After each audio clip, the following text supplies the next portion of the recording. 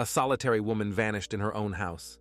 The perpetrator who took her life was soon apprehended. However, he insisted that he had left the body inside. So what happened to Gloria Gary? One day, a young man in a red Honda was driving along a rural highway in northern Utah. Noticing his gas tank was nearly empty, he pulled over to the shoulder and turned off the engine. No gas station was visible in the area, and he had no cash to pay for fuel. So the youth just sat in the car, contemplating his next move. At that time, another vehicle was traveling in the opposite lane. The driver noticed that the Honda wasn't moving. He figured something might be wrong with the driver, since the location was quite isolated. There were no residential houses nearby, just fields and farms. The man didn't dare approach to find out the reason for stopping in such a remote area himself. He dialed the police station and reported the red Honda parked on the edge of the rural road. He hoped that patrol officers would check the vehicle and provide necessary assistance to the driver if needed. The officer dispatched to the call indeed found the vehicle parked on the shoulder. He immediately called the dispatcher and read out the license plate numbers to get information about the car's owner, which was standard procedure. Then the officer stepped out of his patrol car and walked unhurriedly toward the red Honda. At that same moment, the door of the car stationed at the roadside opened and a young man emerged with an empty gas can. Though the guy was legally an adult, he looked incredibly young for his age. When the patrol officer asked what happened, the youth explained that he had run out of gas and had no money to refuel. So he had been sitting inside, waiting for some vehicle to appear and share fuel with him for free. While the officer was talking with the guy, a radio message came through stating that the red Honda with those plate numbers belonged to a missing person.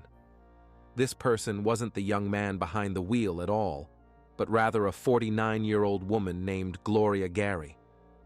A report about her disappearance had been filed by relatives several days earlier in a completely different state.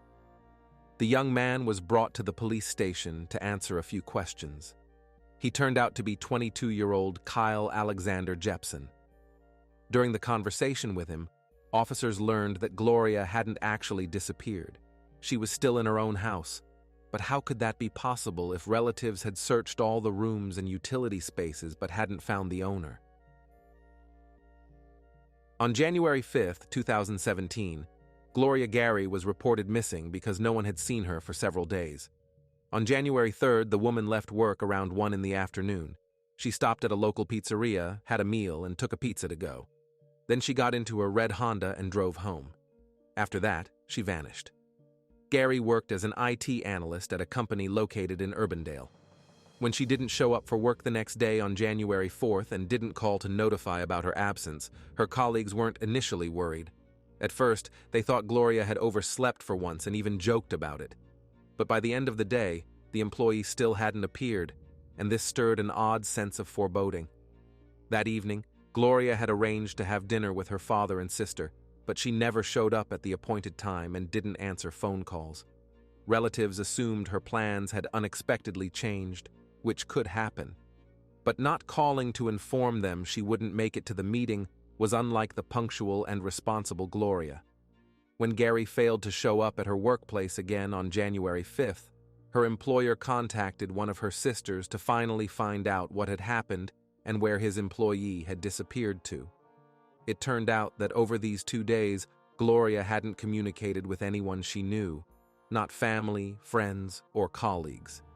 The solitary woman's relatives became immediately concerned because they knew Gloria as a highly predictable, organized, and responsible person. She did live alone, had no children, and her entire life followed a pre-planned schedule. Several nights a week she would dine at her father's house, and other evenings she spent with friends at the pizzeria, never breaking this established routine without serious reason. Friends, over 90% of viewers watch videos without subscribing to the channel. Check if you're subscribed. If not, please be so kind as to subscribe to the channel to support me. If Gloria had suddenly fallen ill or encountered an emergency, she would have certainly contacted one of her relatives to let them know. But ultimately, The woman hadn't informed anyone about leaving. All incoming calls to her phone were forwarded to voicemail, and her loved one's concern gradually turned to panic. The Gary family consisted of a father, 2 sisters, and a brother. Each of them already had their own families. The nieces and nephews adored Aunt Gloria for her good-natured personality. Neighbors referred to her very politely as the woman with the gentle voice. This modest, quiet, non-confrontational lady had never been involved in any scandal. Gloria always made sure not to cause trouble for other people. Her entire life revolved around romance novels and mystery books, which she bought in bulk. Gloria dedicated her free time to reading. It would be hard to find a more unobtrusive neighbor in the area. Though, judging by her car's bright color, serious passions must have stirred in Gloria's soul. But hardly anyone would have guessed that. When she suddenly disappeared, her brother-in-law, one of her sister's husband, took on the role of family representative. At his wife's request, the man contacted the police and reported Gloria's disappearance. He explained to law enforcement that this had never happened before, Gloria leaving somewhere without notifying relatives. The sisters searched her house hoping to find an explanation for the strange behavior, but they found nothing. Gloria's car, the red Honda, was also missing. The family sensed that something terrible had happened to Gloria. That same day, the woman was declared missing. Police released a statement asking the public to remain vigilant and report any information related to the disappearance of the 49-year-old Des Moines, Iowa resident. In the alert, Gloria was described as a white woman with black hair and brown eyes, 5 feet 5 inches tall, and weighing 110 pounds. She wore thin-framed glasses. She was last seen wearing a long, dark sweater and pants. A description of her vehicle was also provided. Meanwhile, the Gary family wasn't sitting idle. Although they had no idea where to start searching, they decided to pursue all possible avenues. They turned to social media, mass media, distributed flyers with Gloria's photo, and even created a special account where people who didn't want to deal with police for whatever reason could write. The relatives did everything that might lead to any result, but deep down, they were already prepared for the worst possible outcome. Thanks to Gloria's car being a bright color, it was easy to spot among large amounts of traffic. And after just a few days, the red Honda appeared in southern Utah in a place called Parowan. At approximately 12:45, a local police officer and partner were patrolling the streets in their service vehicle. Passing by a 24-hour store, they noticed the bright car. After recording the license plate and sending the information to dispatch, the officers continued on. When they received the report that the red Honda was registered to a missing person, the officers immediately turned around and rushed back to the convenience store. Unfortunately, the wanted vehicle was no longer in the parking lot. However, the patrol officers managed to review the store's surveillance camera footage and identify the suspect who was driving Gloria's car based on the time interval. Authorities isolated several clearer images and posted them on social media with a caption stating this person was wanted in connection with Gloria Gary's disappearance. The description indicated he was an adult white male with distinctive marks on his arm that resembled either a glove, a tattoo, or some combination of both. Due to video quality, it wasn't possible to determine more precisely what it was. When Gloria's relatives saw the man's photograph, they couldn't understand who this person was to their sister. But what upset them even more was that the woman herself wasn't anywhere nearby, and she had no acquaintances in Utah. Therefore, there was no reason for her to be there. It appeared the young man had stolen the car. So where could she have gone? Worry and panic increasingly gripped the Gary family. However, the anxiety didn't last long. The very next day, January 12, 2017, an arrest was made after the hapless car thief was caught by patrol officers on a rural roadside when the guy simply ran out of gas.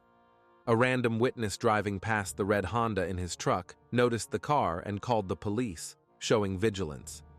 The officer arriving at the scene noticed from a distance that condensation had formed on the car's windows, as if someone had been there for a while. Part of the red body had been painted black with spray paint, and the passenger window was broken and covered with orange-silver duct tape. The officer first radioed the dispatcher the license plate number of the suspicious vehicle, only then went to check who was inside. Just at that moment, the young driver exited the vehicle with a gas can in hand. Apparently, he noticed the patrol car and decided to get ahead of events, hoping the officer wouldn't notice the license plates of the stolen Honda. The guy's hands were stained with black paint. Evidently, he had planned to change the bright body color to something more neutral, but this already looked suspicious. The youth tried to distract the officer with some ridiculous nonsense about running out of gas and having no money, but the policeman approached the vehicle and inquired about what happened to the passenger side window. The guy explained it was broken, so he covered it with tape. When the officer asked how that happened, the young man told an even wilder story about sitting in the car in a bad mood with a machete. Getting totally worked up, he claimed he started swinging the knife, trying to hack at the dashboard, but instead broke the window. This story was hardly truthful. More likely, the youth said the first thing that came to mind. He assured the officer he was now unarmed. As a precaution, the policeman searched the guy to confirm he indeed had no weapons. Then he placed him in the back of the patrol car and took him to the station for questioning, because right at that time, a radio message came through that the red Honda with those plate numbers was registered to a missing woman from Des Moines, Iowa. The officer asked who owned the Honda, and the young man explained it was his aunt's car, but for some reason he couldn't remember his aunt's name. And when he realized lying was pointless, the youth admitted he stole the vehicle. He honestly told how he had taken the car that was parked in a driveway of one of the houses in Des Moines. Later, Utah state investigators obtained a warrant to search the Honda that the thief had been driving. Inside, they found numerous items indicating the youth was planning to spend some time on the road. In the vehicle, law enforcement officers discovered a small camping tent, 3 toothbrushes, men's clothing, 9 pairs of socks, a blanket, a large set of brushes, 6 spray paint cans, duct tape, and a tarp removed from the outside of the passenger door. When detectives learned the name of the 22-year-old thief and read him his rights, he changed his mind several times about wanting an attorney.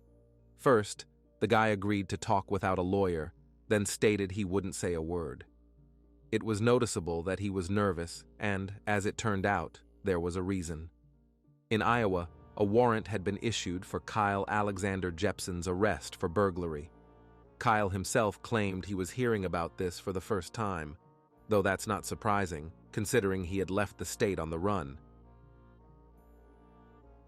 The officer who arrested Kyle decided to proceed cautiously and casually tried to find out if the young man had seen the red Honda's owner, Miss Gloria Gary, because a report had been filed about her disappearance several days ago.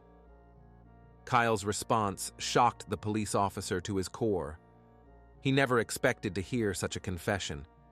Kyle said he had indeed seen Gloria Gary in her own home, then suddenly fell silent again and refused to answer questions. Kyle admitted this was his first arrest, so he didn't know how to properly behave and what he should say versus what he should keep quiet about. Finally, the guy collected his thoughts and told the officer that Gloria remained at home, or more precisely, her dead body was still in one of the rooms because he had taken her life. The police officer from Utah, who had come in response to a call simply to check a vehicle parked on the shoulder of a rural road, never expected to have in his custody a perpetrator suspected of committing a serious crime. Looking at Kyle, honestly, he couldn't even imagine that this kid was capable of such a horrible act. The officer who brought the guy to the police station immediately called his colleagues, detectives from Des Moines, who were investigating Gloria Gary's disappearance. When Kyle Jepson was brought in for questioning, he gave a full confession, and his confession was terrible because of how random this killing had been.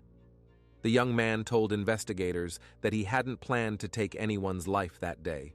He hadn't chosen Gloria or her house in advance.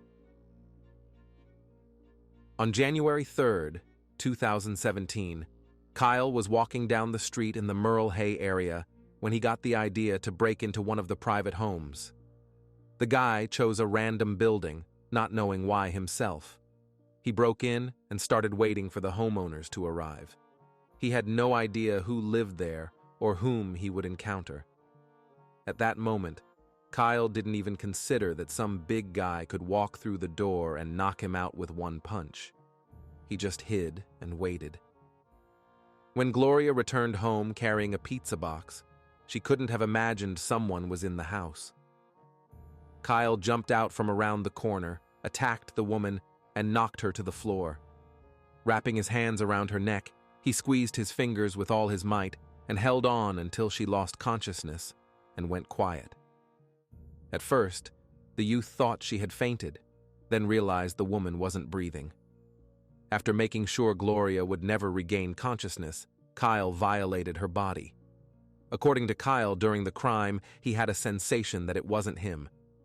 The guy sort of watched his actions from the outside, but he enjoyed feeling that everything was under his control. At that moment, reason seemed to leave him, and everything felt unreal. After committing the horrible crime, Kyle Jepson didn't flee the scene. He understood that he had broken the law, but thought imprisonment was too harsh a punishment for him and decided to think over his next moves. Not knowing what to do, the guy just hung around Gloria's house for a while. He took a shower, watched TV, played games on the owner's phone, browsed through books lying around everywhere, and then sent loads of messages and photos on Snapchat to all his friends. According to Kyle, some of his friends showed concern in response, though it's unknown whether he told them what he had done or if there was something disturbing in the sent photos. Perhaps they were just worried about where their friend had disappeared to. Kyle didn't mention this. For some time, Kyle remained in Gloria's house. He stole $200, a mobile phone, and the red Honda from her, before heading off to travel to another state. Naturally, after such a confession, the young man was immediately arrested and placed in the Tuel County Detention Center, Utah, where he awaited extradition to Iowa. However, one question remained unclear. If Kyle had taken Gloria's life and said he left her body in the house, where was it? The Gary relatives had entered her residence several times, inspected the rooms, but found nothing. After this, the family reported her missing. Moreover, they had invited police there when the investigation began. Detectives had indeed visited the missing woman's house and examined the rooms. Unfortunately, they didn't have a search warrant at the time, so they were limited to walking through the premises. Due to certain legal restrictions, detectives couldn't open doors, climb into the attic, or descend to the basement and check closets, drawers, or anything else. They only visually inspected the space with permission from the missing person's relatives. No one had seen Gloria for 9 days, but Kyle insisted he had left the body inside the residence. Authorities were doing everything possible to make progress in this case.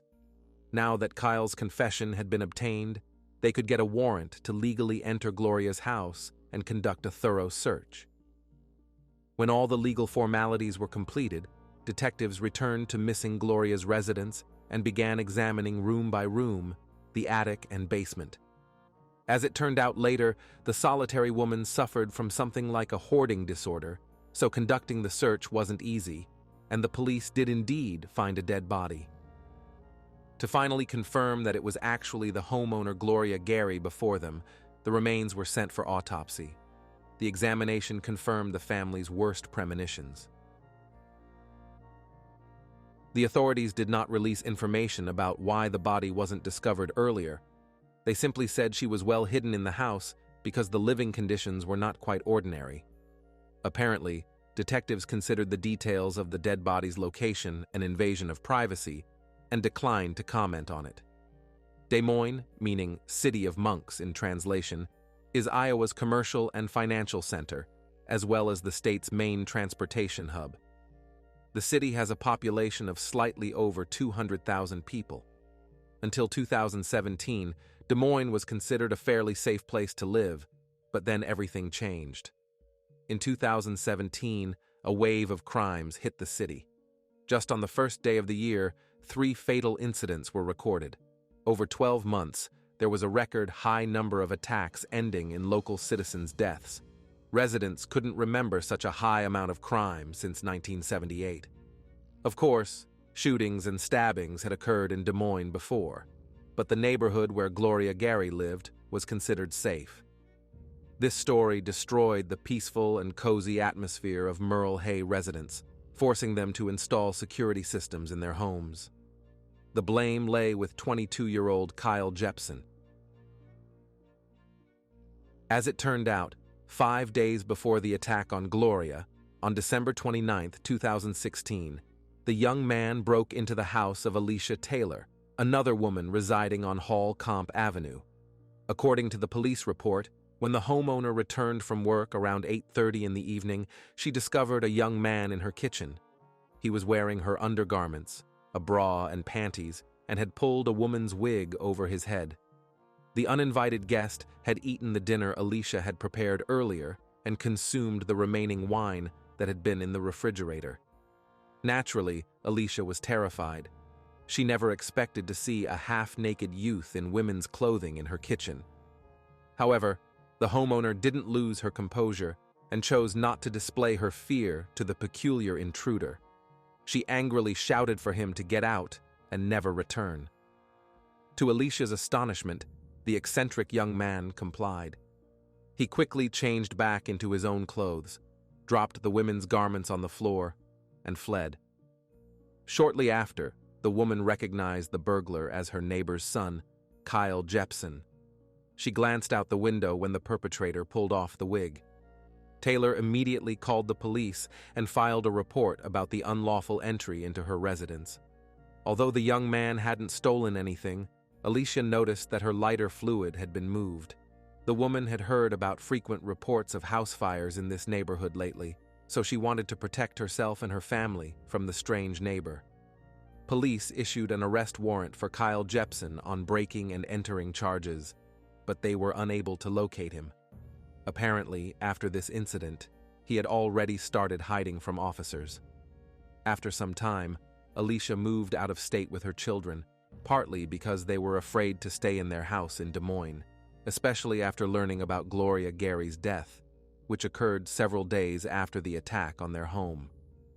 Following the discovery of the missing woman's body, Kyle Alexander Jepson was charged with first-degree felony, robbery, and burglary. Prior to this, he had already been charged with second-degree burglary in connection with the break-in at Alicia's home in December 2016, resulting in a cash bail set at $1 million. This case involved 2 tragedies. The first was the terrible death of Gloria Gary, a woman who lived a quiet, modest life and had no enemies. The second was parents losing their son. It's impossible to even imagine what they had to go through. What is it like to be a father or mother in such a situation? To one day learn that your son, your child who grew up before your eyes, the child whose achievements you were prouder of than anything else in the world, the child for whom you would have given your life, took that life from another. And afterward, to question for the rest of your days what you did wrong. Why did your sweet angel transform into a soulless monster? So at what point did these horrific thoughts about harming a woman take root in his mind? For some time, Kyle worked at a pub just 10 minutes away from his future victim, Gloria Gary's home. His employer praised him for his efforts. Kyle developed friendly relationships with his co-workers. Many noticed that after quitting, the young man became somewhat withdrawn, distanced himself from friends, and then completely vanished from sight. When the missing woman's relatives were distributing flyers with her photograph, they asked the pub staff where Kyle used to work to place the picture somewhere visible.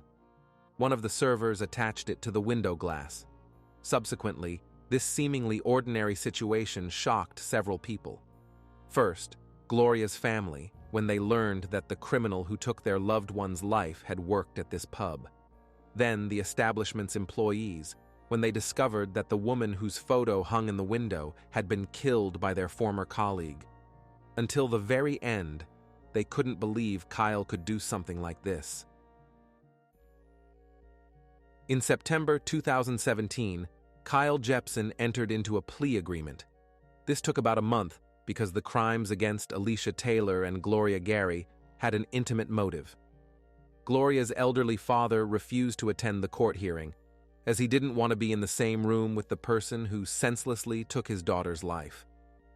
After all the legal proceedings, Kyle Alexander Jepson pleaded guilty to the attack on Gloria Gary and was sentenced to a maximum prison term of 50 years. Additionally, he received 10 extra years for burglary charges when he broke into Alicia Taylor's house. The judge also ruled that these sentences would be served consecutively. Kyle must serve at least 35 years before becoming eligible for parole. During the trial, the 22-year-old offender, who appeared teenage-like from the outside, attempted to explain his actions. He said that some demons in his head took control of his body when he committed the crime. Then the young man broke down and began crying. He couldn't find the strength to say anything more in his defense. However, there was no evidence that Kyle had any mental health issues. The evaluation found him entirely competent and able to understand the consequences of his own actions. The trial ended. Justice prevailed. But the public was left with one unanswered question. Where in the house was Gloria Gary's body, hidden that it couldn't be discovered for 9 days?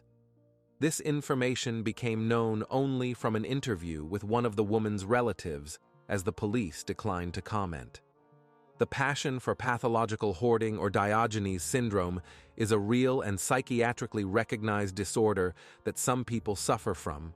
Some collect stray animals and bring them to their apartment, not realizing they need quality care and attention. As a result, cats or dogs are kept in unsanitary conditions and breed uncontrollably. Others, concerned about saving money, begin storing old, broken, or worn items, not throwing away food remnants, and then gradually start bringing home discarded items from the street. Eventually, their dwelling begins to resemble a dump, but the owners remain oblivious to this. The third category consists of people who crave new emotions or knowledge. They collect newspapers, magazines, books, slowly cluttering their living space. Because new items keep arriving while old ones remain, disorder reigns in the house. Such a person finds it difficult to part with read books and magazines, which becomes a specific problem over the years. Because 49-year-old Gloria Gary had lived alone for a long time, she learned to brighten her solitude by immersing herself in the romantic atmosphere of love novels and solving mysteries alongside literary detectives. The woman would buy romance novels and detective stories, read them cover to cover, and stack them neatly in cabinets. When bookshelf space ran out, books began piling up on windowsills and furniture. Then, when even that space became scarce, Gloria simply dumped them on the floor. She couldn't bring herself to dispose of even one read book. In the end, the countless romance novels and detective stories became Gloria's grave. There were so many books that the young man who took the homeowner's life simply buried the dead body beneath them. Because there were several such book piles throughout the house, relatives didn't pay proper attention to it. Despite her quirks, Gloria was a very kind and sincere person who was loved by close friends, and she certainly didn't deserve to die at the hands of a spoiled boy. This is the end of the story. Like the video and leave your thoughts in the comments. This was Jeremy. See you soon.